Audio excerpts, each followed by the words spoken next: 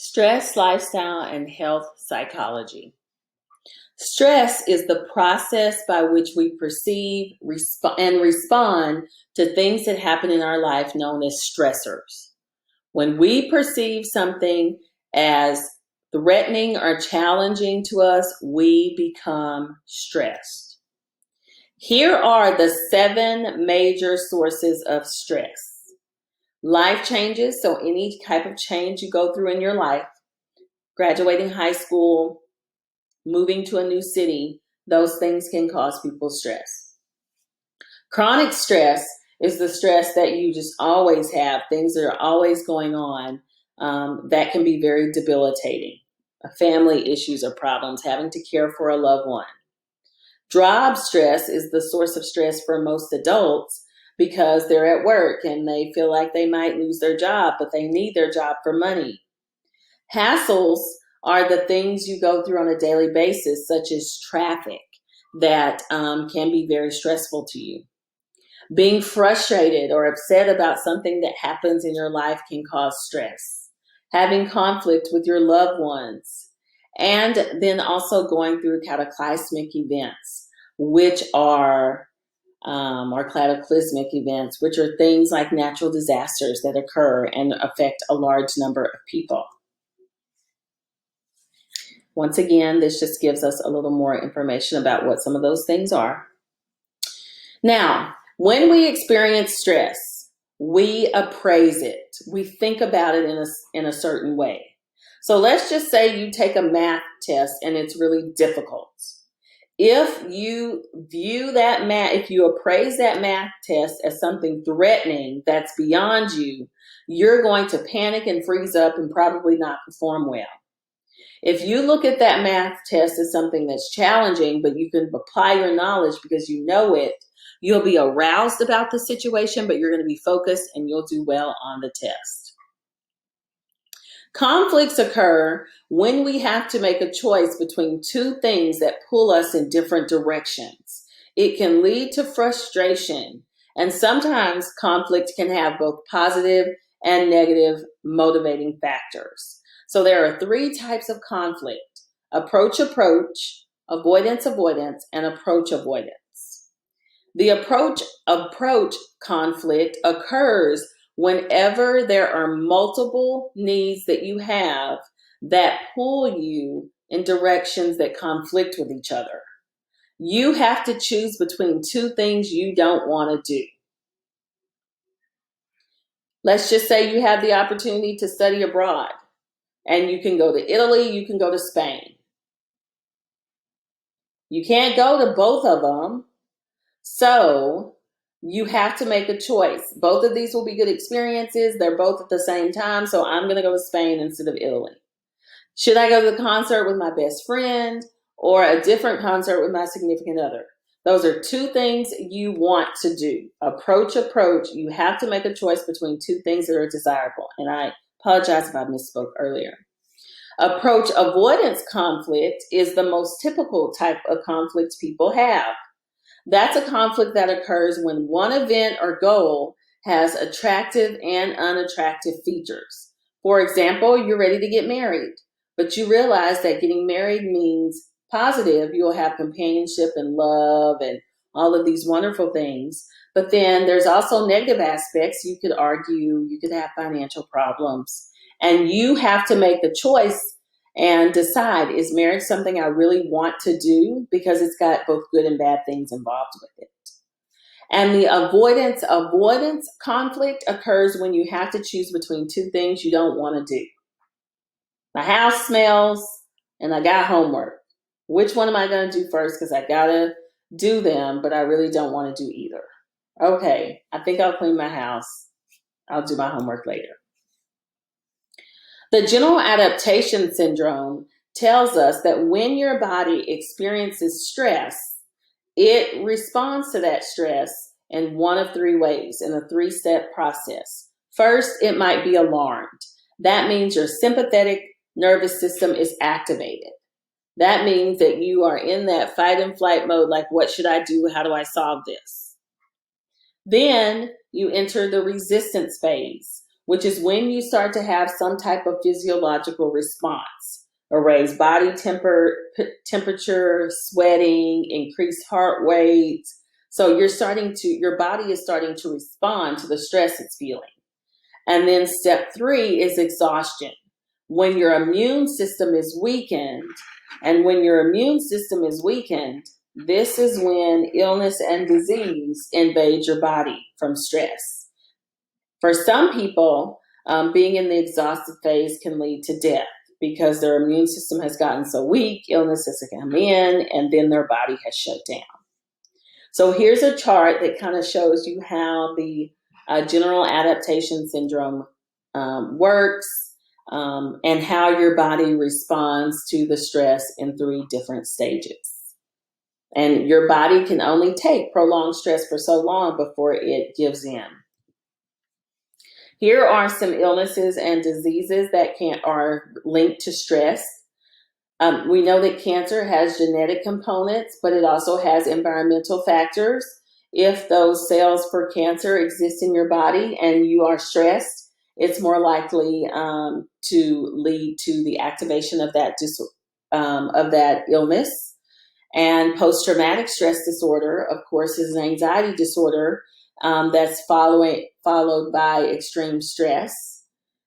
Cardiovascular diseases, heart disease, strokes are often related to stress and being a type A personality. And then gastric ulcers also tend to be related to stress, although it does involve bacteria in your body. So it's important to know that stress isn't always a bad thing. It can be a good thing. Eustress is pleasant, desirable stress that can help propel you forward and help you accomplish a goal. For example, if you've got a deadline you have to meet, and knowing that deadline makes you feel stressed, but it can also focus you on what you need to do. Being distressed is unpleasant stress that is threatening. So eustress is pleasant, distress is unpleasant, and that's what's threatening. When it comes to health psychology, we look at how biologically, social, and psychologically things impact the person. And we know that genetics, psychology, and social factors can all play a role in how a person responds to anything. If you take a look at these charts, it kind of tells you from the year 1900 to 2000, a span of 100 years, what the leading causes of death were. Notice in 1900, the leading cause of death was tuberculosis. Heart disease was probably about number 3, number 4. It wasn't high on the list, and there weren't a lot of people dying. But as of the year 2000, heart disease, cancer, strokes, they are all related to the number of stress. And look at that number jump from about 11 or 12% in 1900 to 30%, leading cause of death as heart disease. Any stress-related physical illness can lead to medical problems such as hypertension, headaches. It's important to know that illness, anxiety disorder, or what used to be called hypochondriasis, is not anything related to psychophysiological illness. When it comes to viewing a situation, some people focus on their problems and others focus on their emotions. Problem-focused coping involves dealing with the stressor, dealing with the problem, and trying to reduce or eliminate it. That's primarily what the male gender does. Emotion-focused coping has to do with not being able to deal with the stressful situation until you've gained an emotional control or reaction to the situation, which is primarily what most women do. Technostress is a new term in the field of psychology.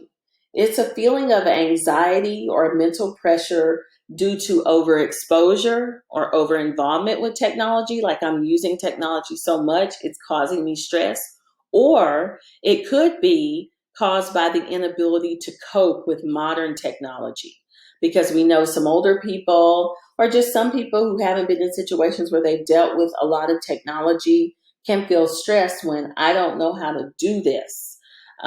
If you're going to school for the first time in a long time, taking an online class can be very stressful to you and having to use a bunch of different programs. When a person has an internal locus of control, they believe that they are in control of what happens to them in their life. If they get bad news, such as a diagnosis of cancer, they might say, I'm going to fight this. I'm going to do everything I can to have the best quality of life. I'm in control of this. I wonder if I can change my eating habits, if that will help with this disorder. Whereas somebody with an external locus of control believes that an outside force is in control of what happens to them. So that's the same type of person who gets a diagnosis and says, there's nothing I can do about it, I'm going to die. Having an external locus of control leads to what's called learned helplessness. Many people who end up staying in abusive relationships for a long period of time do so because of an external locus of control. They don't believe they'll find anybody in their life who will care for them in the way they deserve to be cared for. So they continue to cycle back and forth between relationships that are bad for them. Having a type A personality means to be competitive, hard-driving, impatient, verbally aggressive, and anger-prone. Having a type B personality means to be easygoing and relaxed. And if you had to think about, out of both of these types of personalities, which one is going to be more prone to stress, a type A personality is somebody who's going to be more prone to stress, and then also heart disease and medical problems. That is because pessimists have an increase in heart disease, whereas people who are optimists have lower levels of stress and heart disease. A pessimist is somebody who sees the negative in every situation they go through, and an optimist is somebody who tries to see the good in every situation, and they think positively about the future. Mindfulness and mindfulness-based stress reduction is one way for you to reduce stress in your life. It involves you focusing on the here and now and being conscious of what's going on with you at the moment and not thinking about the past or the future. Mindfulness has been shown to be important for mood disturbances and has been shown to impact cell and brain changes in positive ways. Some other ways to positively handle stress include exercising, having people, social support that you can talk to, having good social skills and being willing to share what's going on with you, and then engaging in relaxation strategies, whether it's mindfulness or having a massage or whatever, reading or whatever relaxation strategy you like to go over. That's everything you need to know about stress, lifestyle, and health.